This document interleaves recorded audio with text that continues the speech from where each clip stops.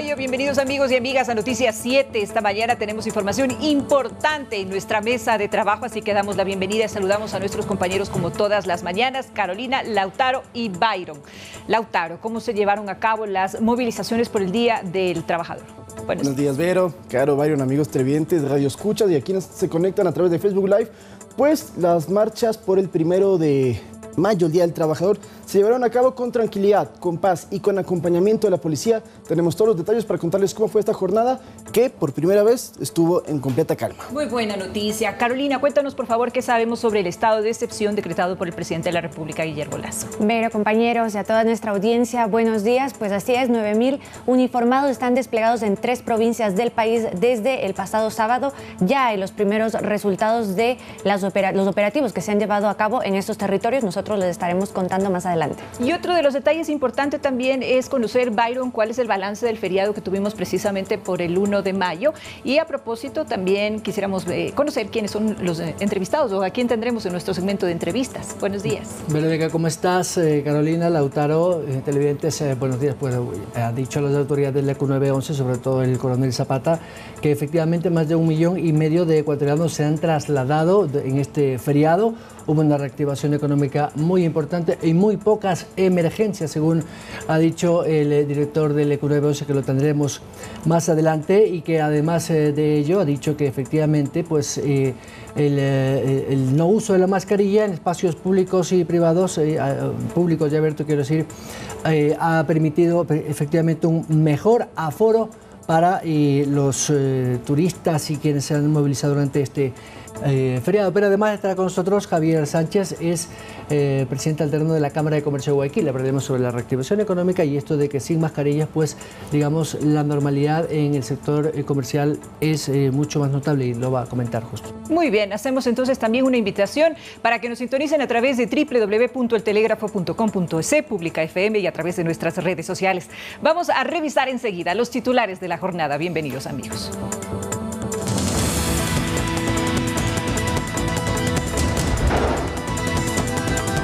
Ecuador logra varias detenciones durante el estado de excepción decretado por el presidente Guillermo Lasso en 3 provincias costeras del país. Se reporta 17% menos de emergencias durante el feriado del 1 de mayo, a comparación del mismo asueto en 2021.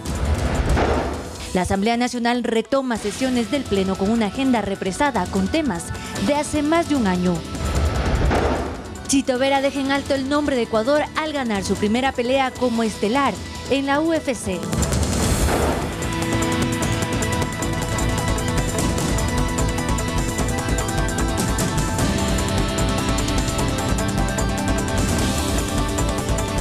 Iniciamos, amigos televidentes, con los detalles de la información y como es tradición, el pasado 1 de mayo se llevaron a cabo movilizaciones en varios puntos del país en conmemoración al Día del Trabajador. La marcha en Quito circuló por las calles del centro histórico. El recorrido fue liderado por dirigentes sindicales e indígenas. En Guayaquil, en cambio, la movilización partió desde el centro de la urbe en dirección al Parque Centenario. De acuerdo a la información del Ministerio del Interior, no se reportaron incidentes. Las manifestaciones en todo el país fueron pacíficas. Lautaro. Efectivamente, Vero, contarle a los amigos televidentes y radioescuchas que estas manifestaciones tuvieron acompañamiento total de la policía. 5.000 efectivos en Quito y 4.000 en Guayaquil estuvieron para brindar seguridad y evitar que se produzcan ciertos tipos de desmanes. Podemos comentarles que no se colocaron las típicas vallas dentro del centro histórico como se hacía anteriormente, para evitar que estas movilizaciones lleguen a la Plaza Grande y se produzcan incidentes. En este caso hubo un acuerdo de no hacerlo, siempre y cuando precautelando evidentemente de que sea pacífica, y así lo cumplieron las personas que participaron en este tipo de organizaciones, de manifestaciones. Recorrieron varias calles de la ciudad, estuvieron cerradas evidentemente durante la mañana del domingo, las principales calles del centro histórico de la capital, pero no hubo incidentes. Más bien fue un ambiente muy colorido. Hubo sí la protesta social que se la lleva pues realizando desde hace varios años, y no solamente en Ecuador, sino en todas partes del mundo.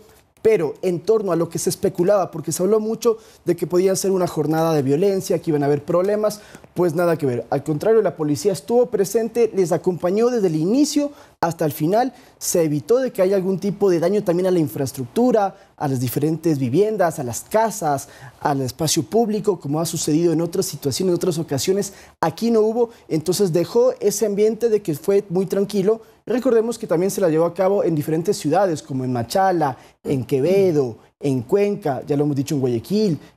En Quito, pues empezó en el Parque del Arbolito, terminó en la Plaza de Santo Domingo. Entonces consideramos que al fin creo que hubo una buena aceptación de parte de los ciudadanos a decir no vamos a comportarnos mal. Y además les comentamos que sí hubo una campaña en los días previos pidiéndole a la gente que si asistían a estas movilizaciones lo hicieran en tranquilidad y sin afectar a todo nuestro espacio público. Y es que justamente el viernes que se anunciaba el operativo por las protestas por el 1 de mayo, se decía que la policía tenía indicios de que habían llamados a la violencia. Por eso justamente es que hubo este gran despliegue de los uniformados. Afortunadamente, como bien lo has dicho, Lautaro, no se presentaron desmanes. Pudo ser una jornada que reivindica los derechos de los trabajadores y se pudo llevar a cabo en paz. Nosotros también queremos compartirles que el presidente Guillermo Lasso saludó a todos los trabajadores en este día. Tenemos unos tweets, nos decía producción. Justamente esto fue lo que publicó el presidente Guillermo Lasso en su cuenta de Twitter.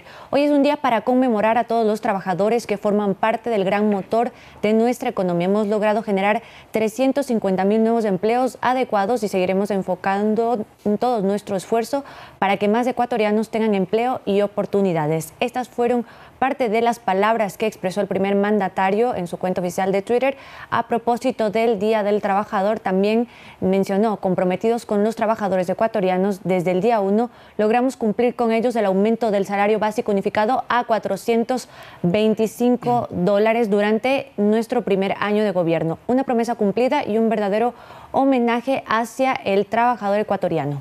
Bueno, compañeros, estas movilizaciones del 1 de mayo, que son a nivel mundial, pues todas las organizaciones sindicales y trabajadores por lo general salen a reivindicar sus consignas, ¿no? Dependiendo de cada realidad, de cada país. Lo cierto es que esta movilización, si comparamos la del año pasado, la del anteaño pasado, pues digamos, es una más de las movilizaciones, pues como tiene que ser, en paz, sin disturbios, con su legitimidad de los sindicatos y los trabajadores, que evidentemente recuerdan efectivamente pues el Día Mundial del Trabajo, pero lo importante es que no ha habido desmanes ni mucho menos actos vandálicos como en algún momento la policía adelantó y se prepara evidentemente para que haya, lo cual pues bueno, nos alegra en el sentido de que bueno, tienen el derecho y todos somos trabajadores y enhorabuena recordarlo de esta manera. Pero bueno, lo importante fue que no hubo ningún altercado. Un acto de libertad de expresión que tuvo Así también y además hoy es el Día apoyo, Internacional ¿no? de Libertad de Prensa, a propósito. Correcto, exactamente. Y vamos a cambiar de tema. La Unión Nacional de Educadores anunció una huelga de hambre en contra del veto del presidente Guillermo Lasso a la Ley Orgánica de Educación Intercultural. Isabel Vargas, presidenta de la UNE, en rueda de prensa, dijo que en total 15 personas en Pichincha serán parte de la huelga de hambre y aseguró que se sumarán personas en Guayas. Sin embargo, no existe aún una fecha en la que comenzaría esta medida. El pasado 14 de abril, Lasso vetó totalmente por inconstitucionalidad la Ley Orgánica de Educación Intercultural, que incluía una equiparación salarial para los maestros de los sistemas públicos. En este tema está en análisis en la Corte Constitucional, que deberá, a propósito, emitir un pronunciamiento sobre la objeción presidencial, Bayro.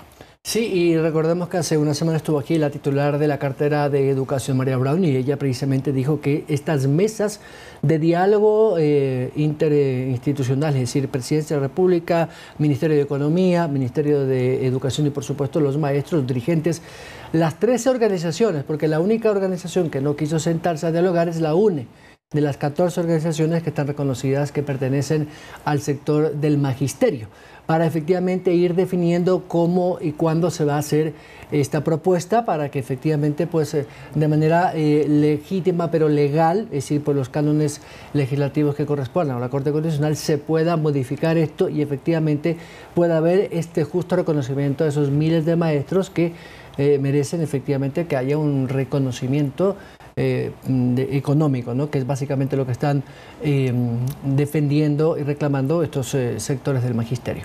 A ver, y hay que recordar que Este aumento salarial estuvo aprobado ya en 2021 en una ley, pero la Corte Constitucional lo que hizo fue un comentario y volver este proyecto hacia la Asamblea Nacional, porque no se mencionaba ahí de dónde van a salir las fuentes de financiamiento para que se pueda solventar este aumento salarial. Esto, el trabajo lo ha hecho la Asamblea, se aprobó y en la última ley, en la reforma, se planteaba que estos ingresos tendrían que venir de dos fuentes fundamentales. El precio del crudo, que el barril de crudo aumentó, recordemos a propósito de la guerra de Ucrania, que se venía en alza, pero también de los ingresos extraordinarios de los impuestos por la última reforma tributaria. Esto, sin embargo, en el gobierno, desde el Ejecutivo, se planteaba como que era una decisión política y no técnica, porque estos ingresos ya estaban comprometidos. Y es por eso que en el veto fue que el presidente se pronunció vetando totalmente esta ley, diciendo que evidentemente los recursos no están justificados, no se solventan estos ingresos, y es por eso que ahora será la Corte Constitucional la que tenga que pronunciarse al respecto. Ya en manos de la Asamblea no está, el presidente lo había advertido, el Ejecutivo lo había advertido de que la forma en cómo se estaba manejando la intención de dónde sacar los recursos, vuelvo y repito, como ya mencioné antes, no era un tema técnico. Entonces ahora sí es que la UNE, como bien lo dijo Byron, ellos no quisieron sumarse a estas mesas de diálogo y en estos momentos tampoco es que quieren ya dialogar. Se están tomando medidas. De hecho, no se ha anunciado cuándo empezará esta huelga de hambre. Se ha dicho ya que son 15 los profesores que empezarán esta huelga aquí en la ciudad de Quito, pero que se irán uniendo otras personas, otros maestros en el resto del país. Seguramente en Guayas también se unen algunos de los miembros de esta asociación de docentes.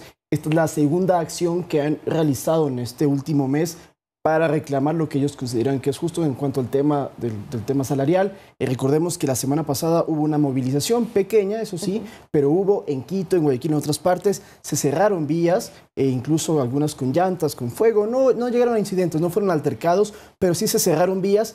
No lograron el objetivo que era en ese entonces poder plantear con mayor fuerza lo que estaban solicitando, por eso van a realizar esta huelga de hambre que todavía no conocemos la fecha.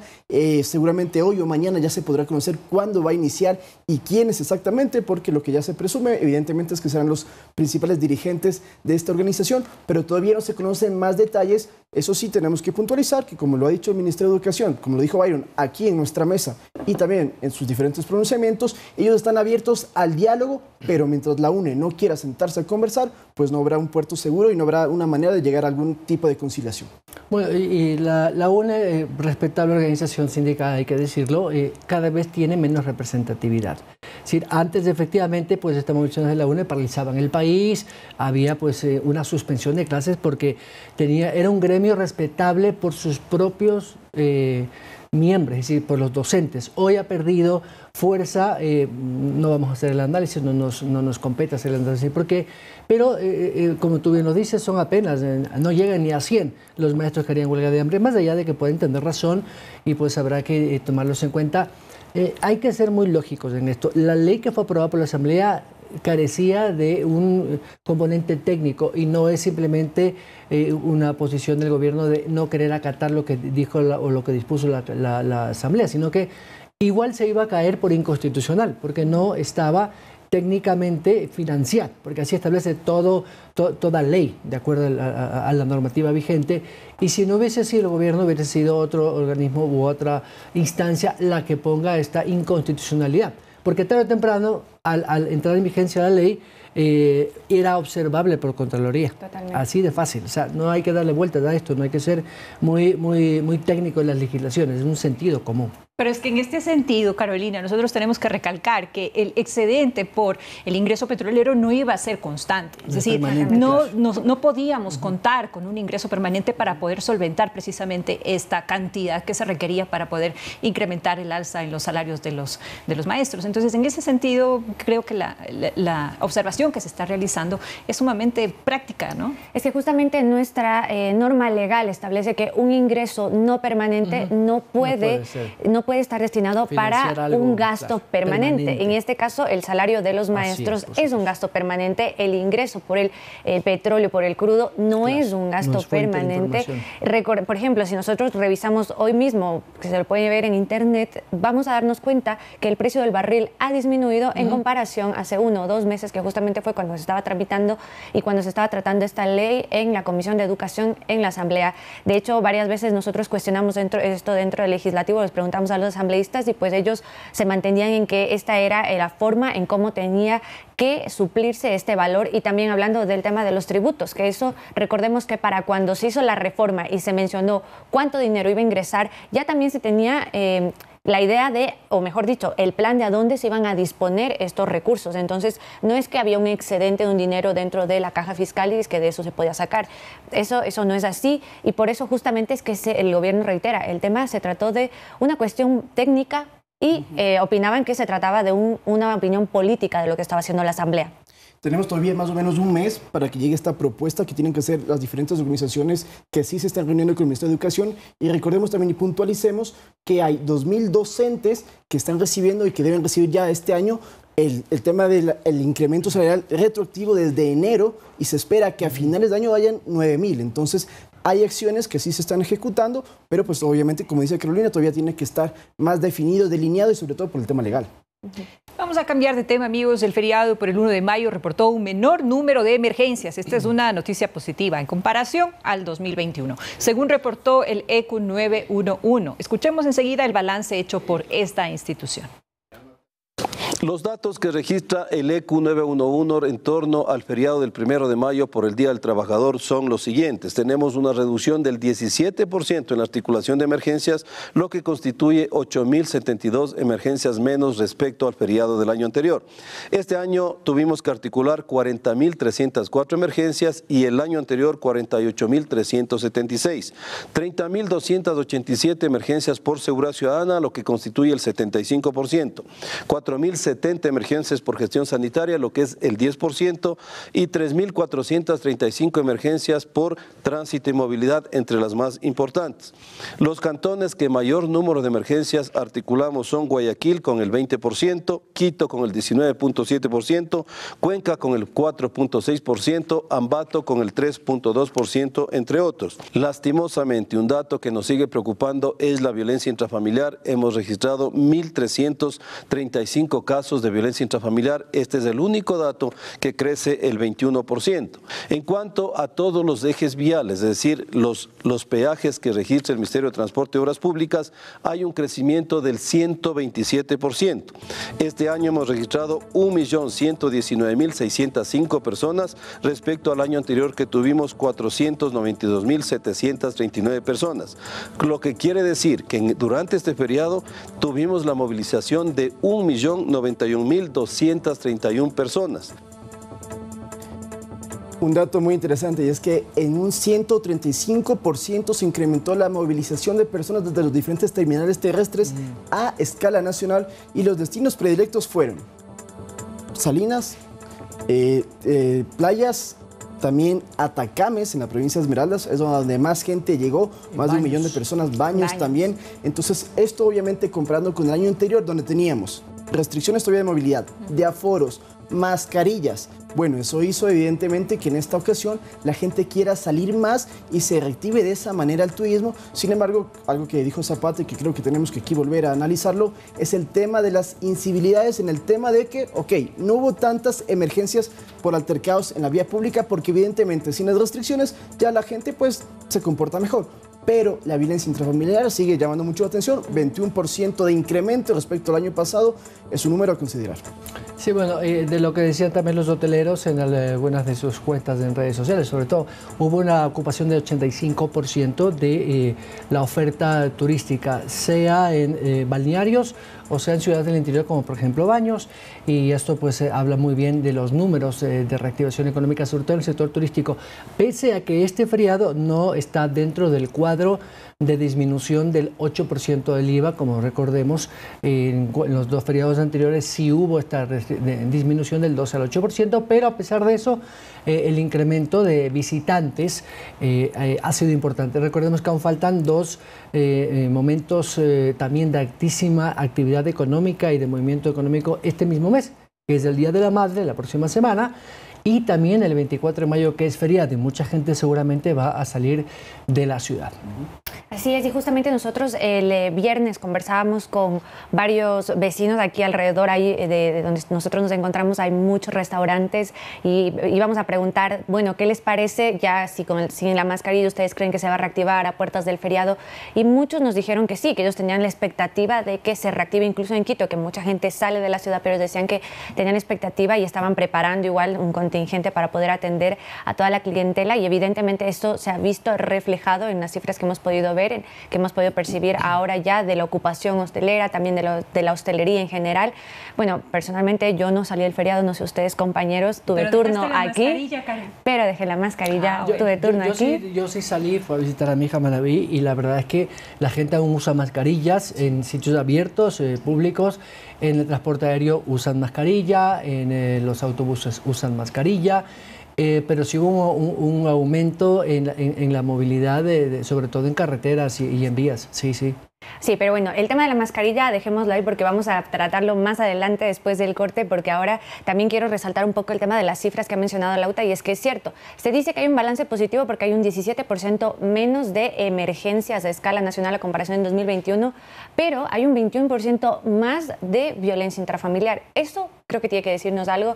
Hay un mensaje ahí también sobre el tema de la violencia en los hogares, y es algo que también debemos considerarlo como sociedad, como ciudadanía, pero efectivamente, a pesar de esto, decimos que el balance ha sido relativamente positivo. Pero ahora bien, también hay otro tema que nos compete, que pasó no específicamente en el feriado, pero que el feriado empezó con un estado de excepción, Berito. Precisamente dentro del estado de excepción se desarrollaron operativos en Manaví, en Guayas y Esmeraldas. En los operativos se logró decomisar armas, droga, y también varias personas fueron detenidas. Y por supuesto, este es un tema que preocupa, ¿no?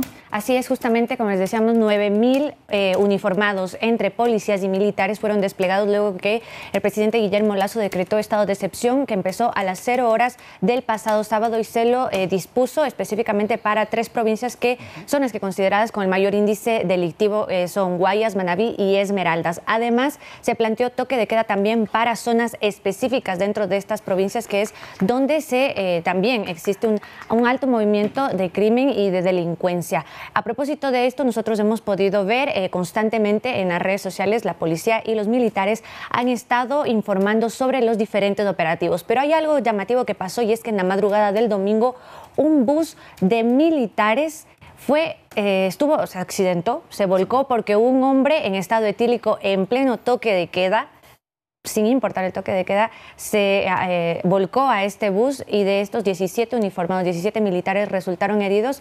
Se conoce que al momento 3 de ellos están en estado crítico, todavía han estado en un hospital, uno de ellos está en estado de coma. Justamente ahí tenemos las imágenes. Esto fue la madrugada del domingo cuando, como ustedes pueden ver, se produjo este incidente. Los militares quedaron tendidos en la vía. Esto ocurrió en Guayaquil. Es lamentable. Un hombre en estado etílico ocasionó este accidente. Se embistió, mejor dicho, a un bus que transportaba a los militares justamente que se desplazaron a esta zona por el estado de emergencia. Recordemos que en Pascuales y en la parroquia Jimena, en Guayaquil, hay el toque de queda, como lo ha mencionado Carolina, es decir, que usted no puede salir de su casa entre las 23 horas y las 5 de la mañana del día siguiente. Solamente aplica en esos lugares, porque también se ha dicho mucho en las redes sociales, bueno, pero el toque de queda es en todas las ciudades, en toda la provincia. No, es solamente en sitios particulares. Lo mismo pasa en Esmeraldas, en la parroquia Esmeraldas del cantón Esmeraldas, de la provincia de Esmeraldas, ahí es donde hay el toque de queda, y también en una de las parroquias de Durán. Eso para que quede totalmente claro. Ahora, la parroquia Lo del Faro. Ahora, en cuanto a lo que hemos visto en imágenes sobre estos militares que lastimosamente quedaron heridos, también se reportaron incidentes porque hubo enfrentamientos enfrentamientos entre miembros de la policía y las diferentes bandas delictivas, también entre miembros de las Fuerzas Armadas. Incluso hay un policía herido, hay otro que falleció. El ministro del Interior, Patricio Carrillo, incluso expresó sus condolencias y rechazó tajantemente que esté sucediendo esto, pero es parte de lo que está sucediendo en el tema de que la policía está enfrentando las bandas, y desde que empezó el toque de queda, que son 60 días a partir del 30 de abril, si no me equivoco, que fue el viernes, que ya lo decretó el presidente Guillermo Lasso. Desde ahí hay una guerra ya frontal contra estas organizaciones que operan en Manabí, en Esmeraldas y en la provincia de Guayas, principalmente en Durán y en Guayaquil. Muy bien, con la información, Lautaro, nosotros hacemos una pausa, amigos televidentes, pero enseguida regresamos con más aquí en Noticias 7. No se vayan.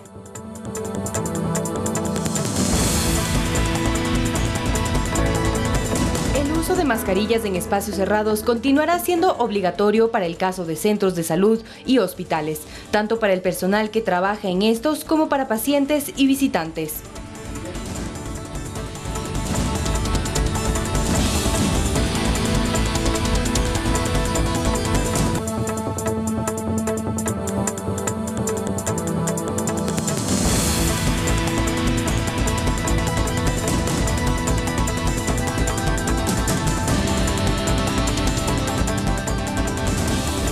Como lo anunciamos, está con nosotros vía telemática desde la ciudad de Guayaquil el presidente alterno de la Cámara de Comercio de Guayaquil, Juan Javier Sánchez. Buenos días.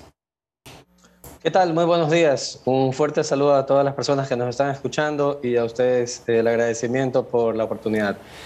Juan Javier, la reactivación económica ha empezado y con una de las situaciones que más buscaba el sector productivo, que es la eliminación de los famosos aforos, las limitaciones y restricciones de horario, pero también esta libertad de no tener mascarillas en sitios públicos y ahora también pues, en lugares interior.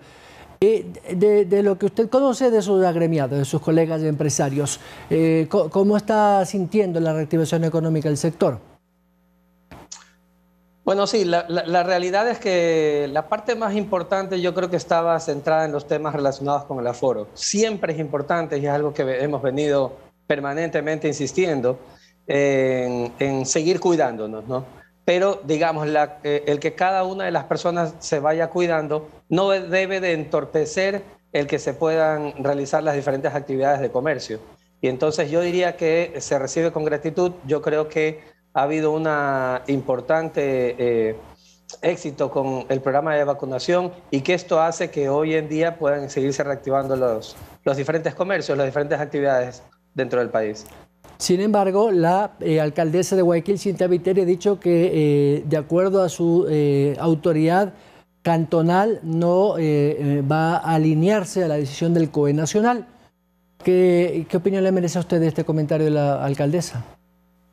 Yo diría que las autoridades tienen, digamos, la libertad de tener, digamos, su propia forma de pensar. Sin embargo, ya a estas alturas, luego de varios años de pandemia y sabiendo que gran parte de la población está vacunada, creo que es importante que al mismo tiempo podamos seguir reactivando la economía y que los comercios sigan saliendo adelante. Digamos, junto a la pandemia hay la otra parte, que es la pandemia económica, que muchos locales comerciales, muchas actividades económicas han venido sufriendo y que es necesario que puedan seguirse reactivando. De la mano con esto también está la generación de empleo, ¿no?, que tanto se necesita en este país.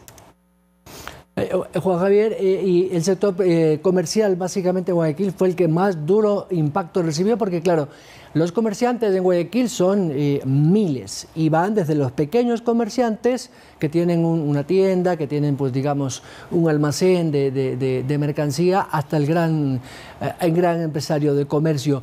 ¿Sienten ustedes que ya a partir de este 2022 ha comenzado a recuperarse de acuerdo al número de afiliados que tienen ustedes? Bueno, desde los últimos meses del año anterior, efectivamente, la reactivación viene. Hoy por hoy, yo creo que uno de los grandes desafíos es, por un lado, hacer conciencia de que las personas nos sigamos cuidando, pero por otro lado, quitarnos el rezago de la pandemia en nuestras mentes, en saber que tenemos que volver a producir, que tenemos que no solamente alcanzar los niveles prepandemia que ya se han venido alcanzando, sino que tenemos que crecer, que es importante crecer para poder desarrollarnos y crear nuevos empleos, ¿no? Pero sí, efectivamente, yo creo que a estas alturas ya estamos en niveles previos a la pandemia y hoy es importante que los desafíos sea el crecimiento. Recuerdo que una de las posibilidades que manejaba el gremio, es decir, la Cámara de Comercio de Guayaquil, alguna vez lo dijo su colega Díaz Granados, era la posibilidad, Juan Carlos Díaz Granados, de que, por ejemplo, se extendieran los horarios para que la gente pueda tener más posibilidades de hacer su actividad, su compra, su consumo en horas extendidas, toda vez que por el tema de las restricciones y por los horarios de trabajo, de actividad laboral, no necesariamente impedían. ¿Esta posibilidad para reactivar más el consumo podría ser?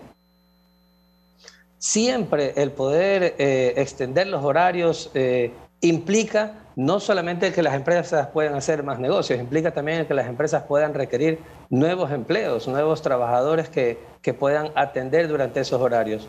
No solamente por efectos de la pandemia, que efectivamente lo comentábamos tiempo atrás, que en lugar de restringir horarios porque eso hacía que hayan más aglomeraciones, no solamente por los temas de la pandemia, sino en general. Sería interesantísimo que Guayaquil pueda convertirse, si no es toda Guayaquil, por lo menos en ciertas zonas, en una ciudad 24/7, una ciudad que no duerma, que esté permanentemente produciendo y que, como lo he dicho varias veces, siga creciendo. Hay dos temas sensibles que el gobierno trabaja de manera paralela con el sector productivo, pero que todavía no hay, digamos, una ruta para seguir. Es primero el tema de las reformas laborales, que lamentablemente pasan por la Asamblea, y eso sí es un cuello de botella. Pero la eliminación, por ejemplo, de aranceles, de disminución de aranceles en algunos ítems, ayuda mucho al comercio, sobre todo a aquellas actividades económicas que dependen, por ejemplo, de insumos o materias que vienen importadas. Y estas últimas semanas hemos visto un incremento terrible en muchos bienes y servicios, bienes de capital, que vienen de la importación. Y el comercio en Guayaquil basa mucho en la importación. ¿Cree usted que por ahí podría hacerse algo más en el tema arancelario? Bueno, hay decenas de cosas que se pueden hacer. Algunas cosas deben de pasar por la Asamblea. Ya vimos lo que sucedió con la ley de inversiones, que lamentablemente creo que perjudicó muchísimo al país. No por el hecho de que haya sido archivada, sino que si hubiera existido la intención de mejorarla, seguramente hubiera sido revisada o algún tema de ese tipo. Sino que por otro lado también hay actividades que se pueden hacer directamente desde el gobierno. Ecuador tiene un arancel promedio del 9.1% versus Colombia y Perú. Colombia tiene 2 y pico y Perú 1.7, en donde realmente afecta la competitividad del país. Y nuevamente, ¿por qué menciono tanto la palabra crecimiento? Porque únicamente con el crecimiento vamos a apuntarle directamente a lo que el Ecuador necesita, que es la generación de empleo. Entonces sí, también hay otras actividades que se pueden hacer. Se pueden revisar los reglamentos INEN, estos reglamentos que crearon obstáculos técnicos al comercio, digamos por allá por el año 2010, 12, y que todavía no han sido totalmente desmontados y que también están perjudicando el desarrollo comercial dentro del país. Y entiéndase que el comercio, permítame que me tome un minuto más, el comercio genera 1 de cada 5 empleos en el Ecuador. Es importantísimo el que se pueda destrabar el comercio en el Ecuador y que puedan las empresas volver a vender los productos que podían hacerlo antes, ¿no? Un tema básico que es para el crecimiento económico es esa, digamos, libertad que pueda tener un empresario, un pequeño comerciante, de crecer. Y eso implica contratar más personas, pero por la rigidez laboral que existe ahora sigue siendo un tropiezo. Ya vemos que va a ser muy difícil que se apruebe una reforma vía legislativa. ¿Qué esperan o qué podría hacer el gobierno para dar una mayor posibilidad de contratación a través de acuerdos ministeriales, que es lo único que le queda? Bueno, algunas cosas se hicieron inclusive en el gobierno anterior a través de acuerdos ministeriales. El problema de los acuerdos ministeriales es el efecto que tiene respecto de la inseguridad jurídica. El siguiente gobierno, el siguiente ministro o quien fuere, lo quita y luego la industria o la empresa no sabe a qué atenerse. Entonces, si bien algo se puede hacer por ese lado, creo que lo ideal sería que se lo haga vía ley, de tal forma que podamos mejorar la seguridad jurídica para el sector productivo. Una de las cosas dificilísimas que hoy están en el Ecuador es la nueva contratación. Hoy las compañías, en lugar de estarse planteando cómo contratan a un nuevo colaborador, realmente se plantean cómo evitan contratar al colaborador por todo lo que eso significa. Entonces, hoy el desempleo, digamos, el empleo adecuado es solamente 3 de cada 10 ecuatorianos. Eso quiere decir que hay una gran cantidad de 7 de cada 10 ecuatorianos que no tienen un empleo adecuado, que son mayoría, que merecen tenerlo, que merecen tener la oportunidad de poder tener un trabajo a medio tiempo si es que desean estudiar, un trabajo por horas o quizás dos trabajos por horas donde se les presentan las oportunidades y que en la actual Código de Trabajo se los impide. Entonces creo que es el momento ideal para que quienes ejercen las diferentes actividades en la Asamblea y para que el gobierno pueda proponer algo y pueda beneficiar a 7 de cada 10 ecuatorianos que hoy no tienen empleo adecuado. Finalmente, Juan Javier, una respuesta rápida, estoy contra el tiempo. Estas mesas de diálogo, ¿ustedes como Cámara de Comercio, sector empresarial, van a participar en las mismas? Permanecemos constantemente participando en estas mesas de diálogo, también estamos permanentemente dando ideas, dando a nuestros puntos de vista, inclusive presentando algunos borradores de las diferentes actividades que pueden ser, revisando, yo le hacía el ejemplo de los reglamentos INEN, evidenciando las dificultades que ponen este tipo de actividades, justamente porque queremos, por un lado, que nuestros socios efectivamente puedan tener una actividad adecuada, libre de complicaciones, y por otro lado yo creo que le beneficia al país. Juan Javier Sánchez, muchas gracias. Muchísimas gracias, gracias por la oportunidad nuevamente. El presidente alterno de la Cámara de Comercio de Guayaquil, Juan Javier Sánchez, 7:55. Es momento de irnos a una pausa y regresamos con la parte final.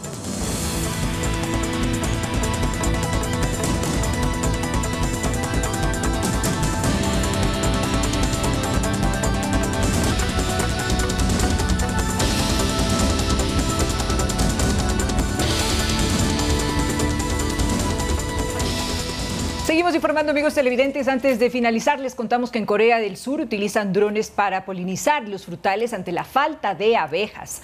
Afirman que es un método efectivo que permite precisamente polinizar de forma uniforme los árboles. Veamos de qué se trata.